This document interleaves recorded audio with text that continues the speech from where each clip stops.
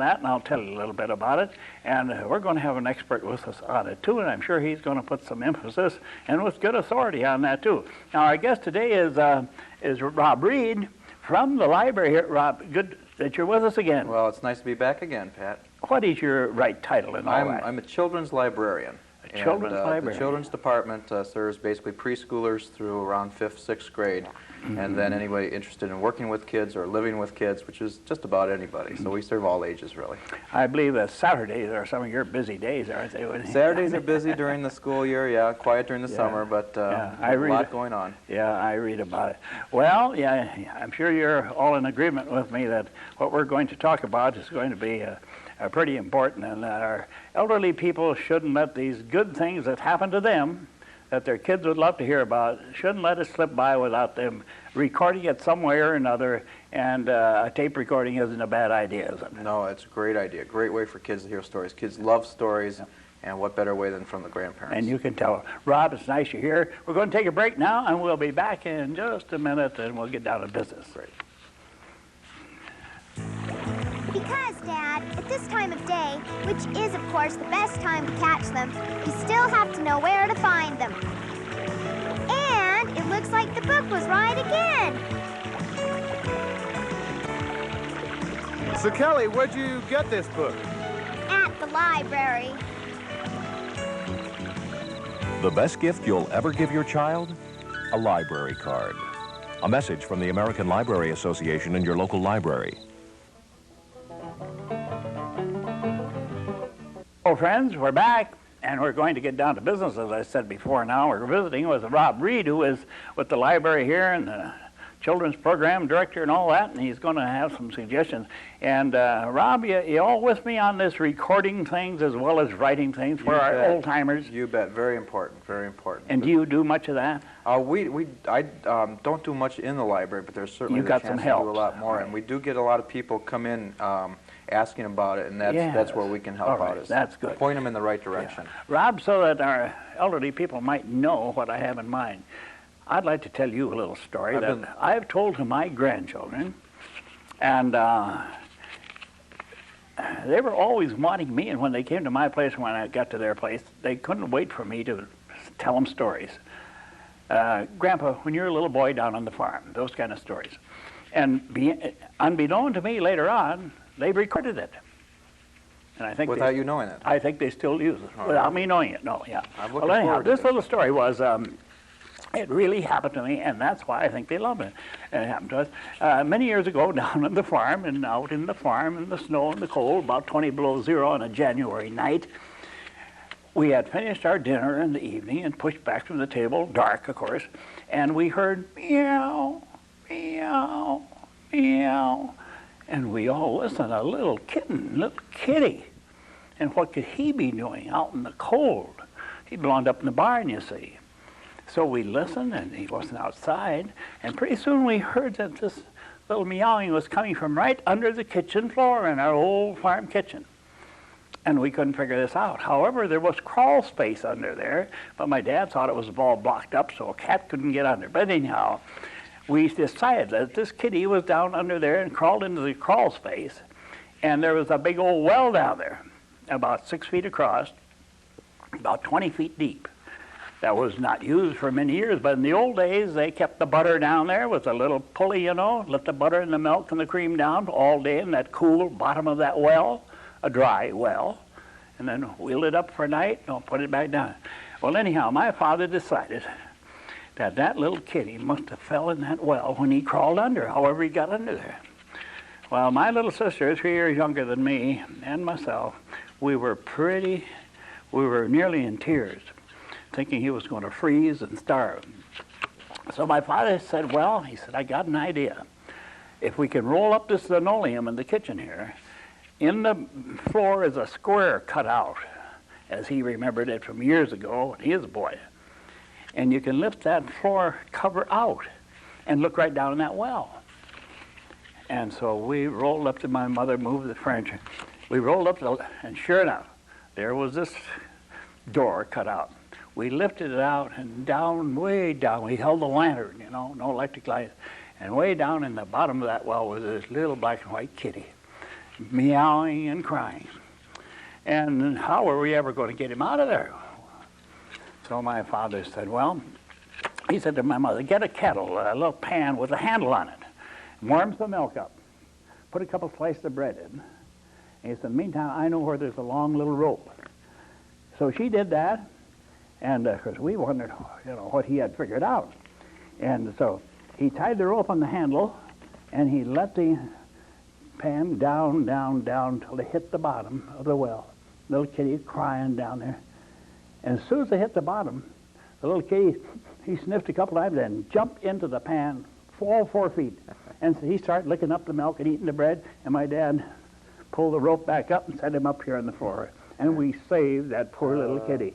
We were a couple happy little kids, put everything back together again, and no damage was done, and we let the kitty stay in the house overnight.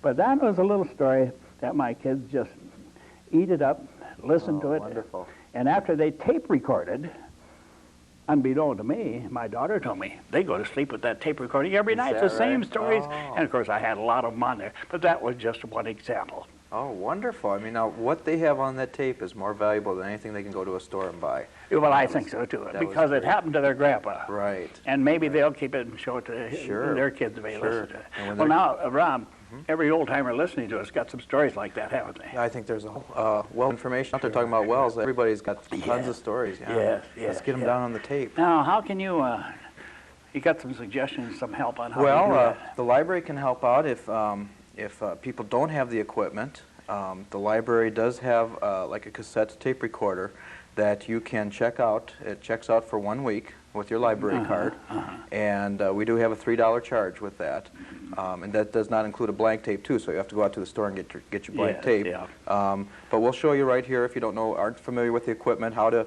operate it. It's very simple. It's just a matter of pushing a few buttons, setting up a microphone in, and just place it on the table and start with the stories. Relax. Right. And relax. Talk. Enjoy this. Just talk. You bet. Yeah.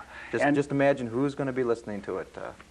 And Rob, in the same breath, might we say, that's a good way to record your family's history too. Exactly. Whether they're funny stories or what, but the history of the family, put it on tape. That's right. Okay. Yeah, that'd be a wonderful idea to do. It would be. Because once you're gone, then it's gone with you. It's gone with you, right? Yeah. Now, you've got a lot of things here. We're going to take a little breather here now and come back and let you get into the things that you have here in the library, what you can do, and so on and so forth, after this rest. Okay.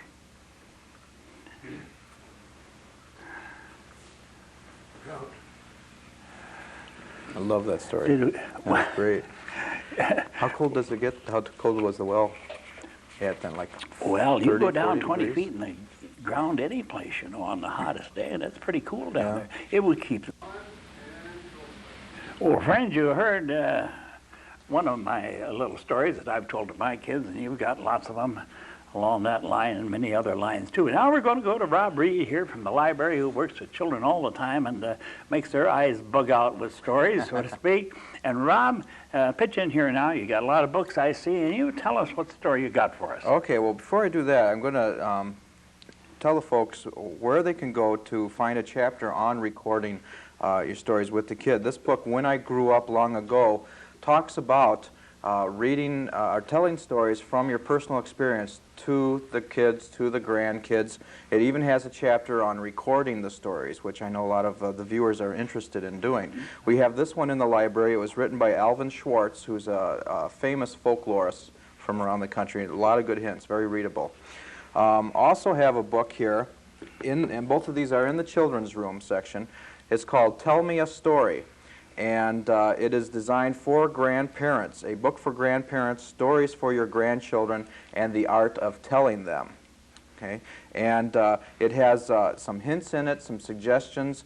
It has again, a section on recording the stories. If you're not familiar with a lot of the recording equipment, it'll kind of go through that with you. And then some samples of what other people have used in sharing their personal experience or stories that even their parents and grandparents told them that they just want to keep passing down from generation to generation. Well, and like we mentioned before, where else are these kids going to get these stories? And I think if those stories from generation. They're going to keep getting better, assuming that they'll probably pick up a few embellishments along the way, don't you think? So too, yeah. Now these books can be checked out. They can be checked out 3 weeks, like normal books, right? And I like one story in here. I won't tell it because I'll let the viewers listen to it. But in the Tell Me a Story, there's one of the memories is of a grandmother who remembers when she was first married, her husband, or she prepared the ham and she cut off the ham at both ends.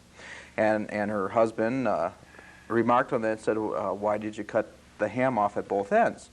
And she said, well, because my mother taught me to cook a ham that way. And so the husband went to her mother then, his mother-in-law, and a little bit later and inquired, well, why is it that you cut off the ham at both ends? And her reply was, well, that's the way my mother taught me how to cook a ham. Okay, well, finally, great-grandmother was still alive, and he tracked her down and posed the same question to her, and her reply was, well, that was the only way I could make it fit into the pan. Okay. So that's one of the examples in here. All right, that's good, that's good. I thought maybe you were going to tell me one, like, we knew we had another house across the road from our farm, and we had some people from the city living there, and this lady got so she thought she knew how to cook a chicken.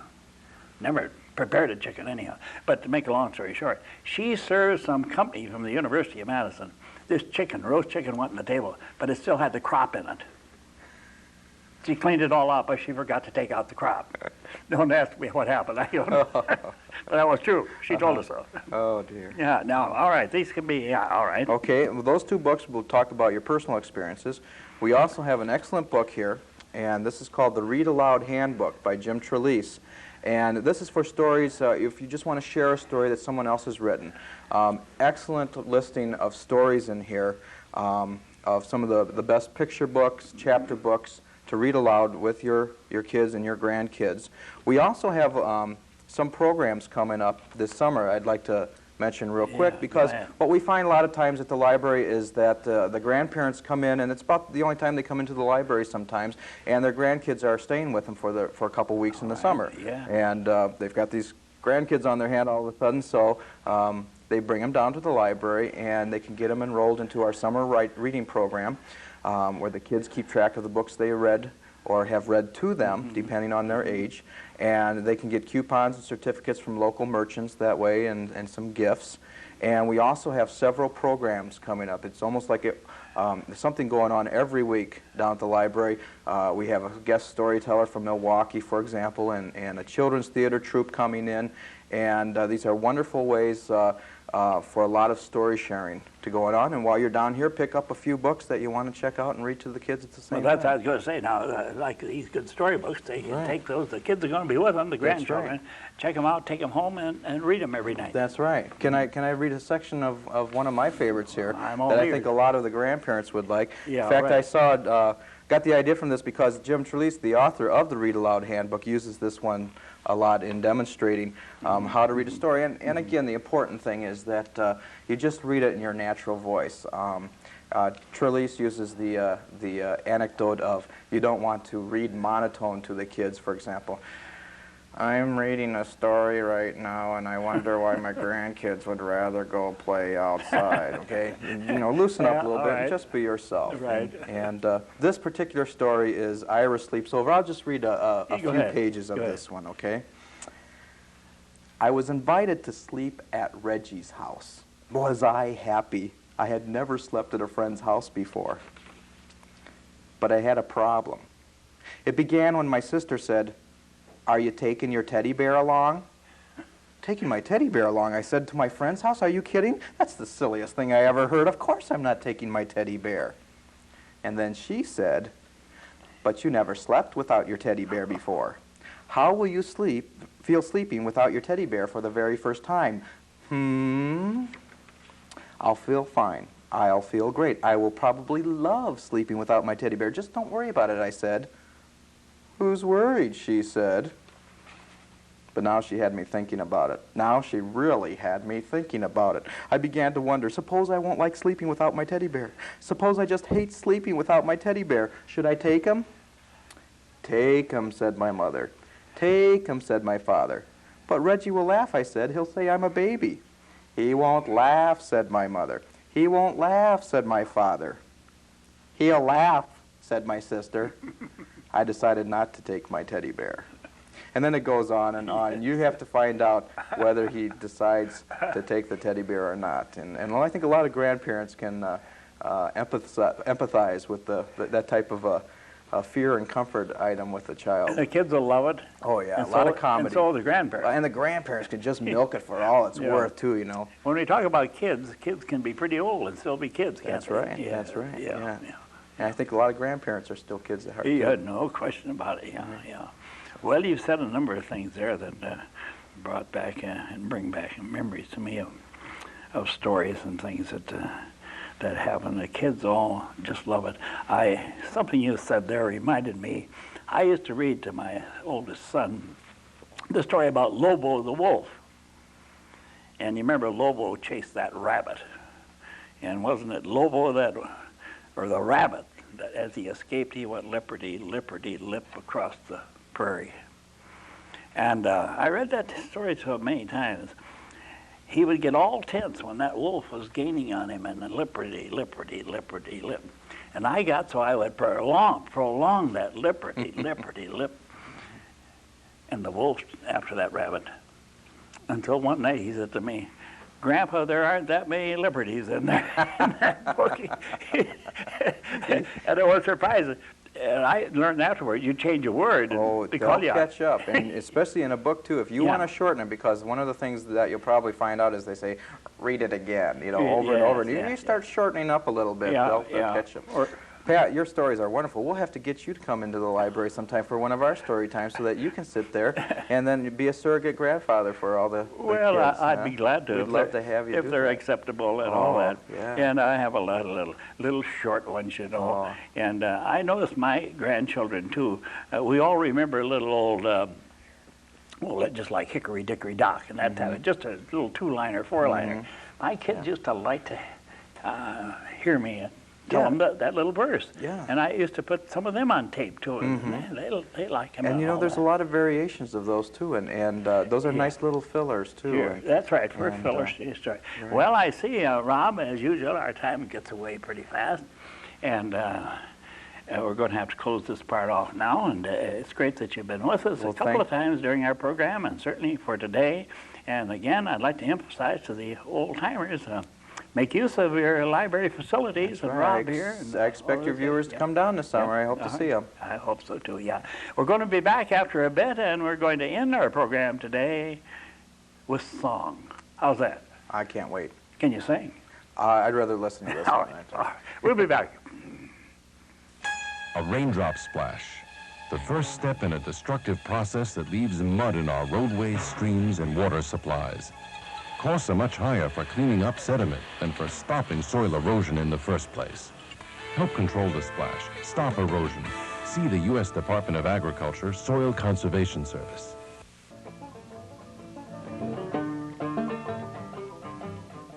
Well, friends, we said we'd end up with song. So who'd you think about? Anita Neuheisel, of course, in our area here.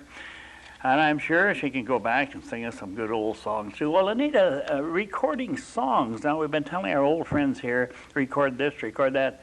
If they can sing, that wouldn't be for me, but if you can sing, why not record some old songs for those grandchildren? Great idea, Pat. My mother did that. She did. And she passed away 3 years ago, and she did record some of the songs and some of the stories that she used to tell us, but not enough. Now, do you listen to her songs? Yes. No, I haven't for a while because a nephew has them and he's enjoying them. Well, that would be great. Well, now with that in mind, and I believe, Anita, this is our last program for the spring series, as far as I know here. And why shouldn't we end in song? It's let's see, it's right between spring and summer, isn't it? Anyhow, I'll leave it up to you. What might be something that you would have for grandparents to sing to their grandchildren? Some songs I have in mind, Pat, but I also had some other little thoughts in mind, things to do, some little finger plays and things to do with the kids. Good. And there's song, finger play, like, this old man, he played 1, helps to teach the numbers. Yeah. He played knick-knack on my thumb. With a knick-knack, paddywhack, give the dog a bone. This old man came rolling home. This old man, he played too. He played knick-knack on my shoe. And you can teach them. You can in 3 is knee. You can teach them body parts and shoe parts and all those things. Just I miss when they're that. really little. And then what was another one? Oh, the teensy weensy spider went up the water spout. Out came the sun and washed the spider out. Out came the sun and dried up all the rain, and the teensy weensy spider went up the spout again. And anyway, it wasn't the sun that came out, it was the rain that came out and washed the spider away. Well, I miss them. Nobody ever told me about those. Those are new to me. Some of those were things that that my children themselves learned in kindergarten, and then I learned them, and then I used them with the grandchildren, and when I was working with retarded children, I used them. I think it shows, Anita, the world's so full of so much and so everything, that there's so much we never will hear about that others have and we don't, and so this kind of an exchange and so on is just enlarges the scope of the things that we hear and know and can enjoy. Yes. There was a song that my mother taught me that she had learned from her older brother, who was, I don't know, about 14 years her senior. And it's a song that came, as far as I know, from Civil War time. And when I do it, I change some of the lyrics because some of the terminology that was used may be offensive to some people, especially black people. But it's called Pickaninny's Paradise. And it goes, you lay your dark, kinky head on a bed on a pillow of white while you sleep tight. The angels watch over you every night, and lemon drops pop from the ground with sweet magnolias all around. And Uncle Joe is playing on his old banjo. The streets are all paved with gold. I've been told every bird in the skies has diamond eyes. Now ain't that nice, so very nice? And every kinky-headed girl and boy has the cutest silver pony for a toy in the place that they call Pickaninny's Paradise. But I changed the words. Instead of kinky-headed, I said every precious little girl and boy, that sort of thing. But that's a very dear song to me, a very dear memory to my childhood. I see. And I guess there are countless songs like that that are no longer in print any place or known anywhere, but certainly we can pull them out of our memory and teach them to our children, and recording them would be wonderful. So just think how many of our old-time listeners are listening today that have some of these that you and I probably never heard, that they learned them from someplace. Love to be fun to hear. I don't know how our time is going, Anita, but I don't know. I wondered if you were going to sing a special song for me today, or I should put in a request, or just what? Would you have one like that to finish up with? Oh, Pat, you know, with your wonderful Irish background, when I was thinking about songs and songs that I used to sing to my grandchildren, besides things like Brahms' Lullaby, I'd hum that a lot to them. There was another song that was very soothing to the children, and it was Tooraloo-Lura. Do you remember that? Yes, I've heard it lots of times by some of those Irish tenors. Would that be right? Yes, and Bing Crosby did it. Yeah, all right, sure. And, great. We going to hear it? Yes, I'd like to do it for you. Oh, well, thank you, thank you. And all the little children, all of us who are young in heart out there. Over in Killarney, many years ago, my mother sang this song to me in tones so soft and low.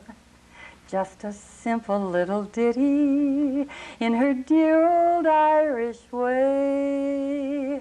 I'd give the world if if I could hear her sing that song today. Tooraloo,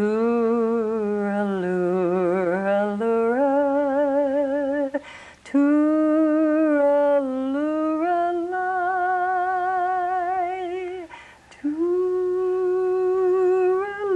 tooraloo, hush now, don't you cry. Tooraloo,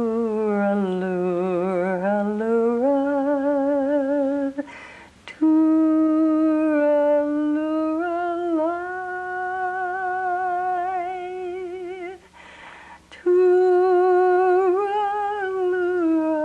tooraloo, it's an Irish lullaby.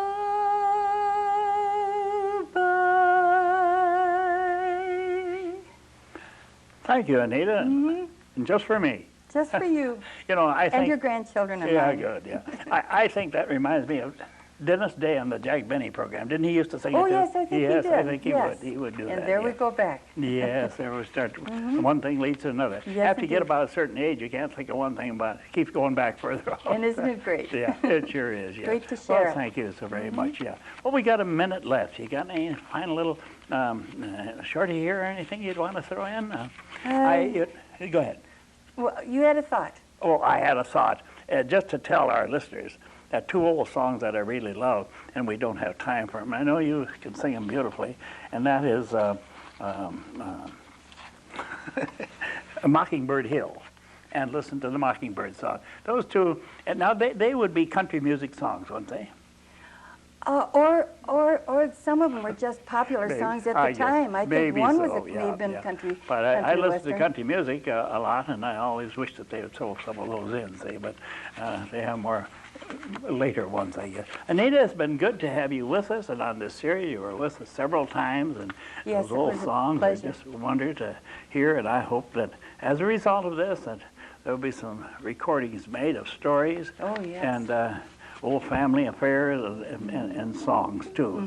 And so with this being our last program for the spring, old timers, old friends, have a good summer, take good care of yourself.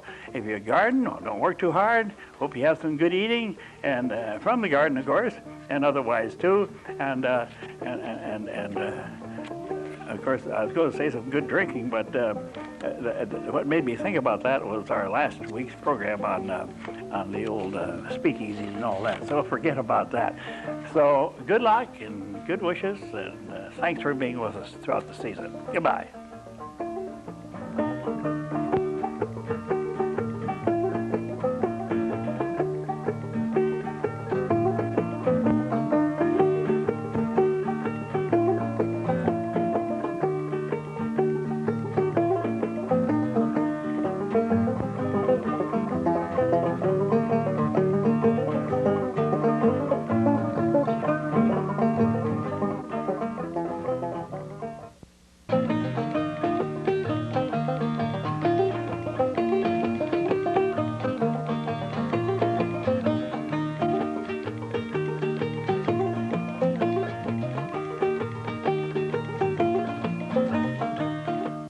Greetings, old friends.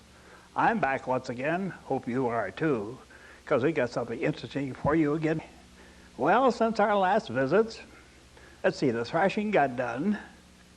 We took a trip too and traveled a bit, didn't we?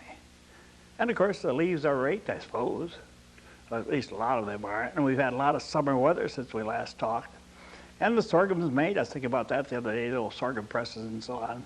And now I think maybe we should start to think about something we might do in the wintertime. Things that have been done in the wintertime. And I have two very interesting guests with me today. And for you ladies, this is gonna bring back memories to you. And some of you may have done some of the things that we're gonna be talking about. Maybe it'll be new to some more of you. But anyhow, I have with me Pat Simonson, and I'm going to have her tell us after a bit about her activities. But she's going to be talking about quilting. That covers a lot of territory. And Doris Arnold, who many of you know, as many of you know Pat, but Doris Arnold will be with us, and she's an expert at embroidery work and many other things too. So those are some of the things we're going to be getting into. And some of you ladies, the younger people, they say to me, well, Pat, how did women find time to do the things that they used to do? And I said, I always answer them, they don't have television. They don't play golf. They weren't playing bridge then. They couldn't get together too far down the road in the first place.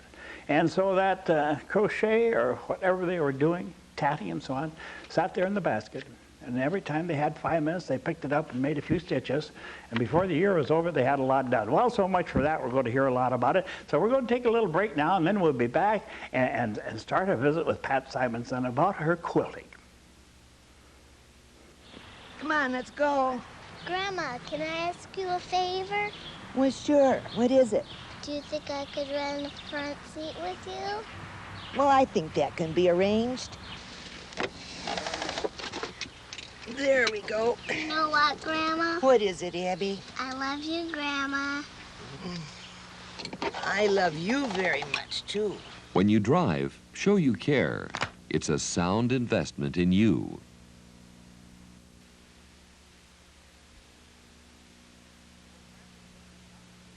In the little time that we got a lot to cover. We've tried to hit some of the high spots. I'm going to start out by introducing you to Pat Simonson. And Pat, you have a lot of things here you're going to show us. But before we start that, tell us a little bit about yourself. Okay. I am a nurse by profession, but I have been retired now for a number of years. I used to work at Luther Hospital, and that'll come into play in just a few minutes here. I have 3 daughters, and when the girls were growing up, I did quite a bit of sewing for them, and I've also always liked to read. And one time at the library, I just happened to pick up a book about quilting, and I thought it was the most exciting thing that I had read in a long time. And so that's really how I kind of started my quilting career, by getting a book from the library and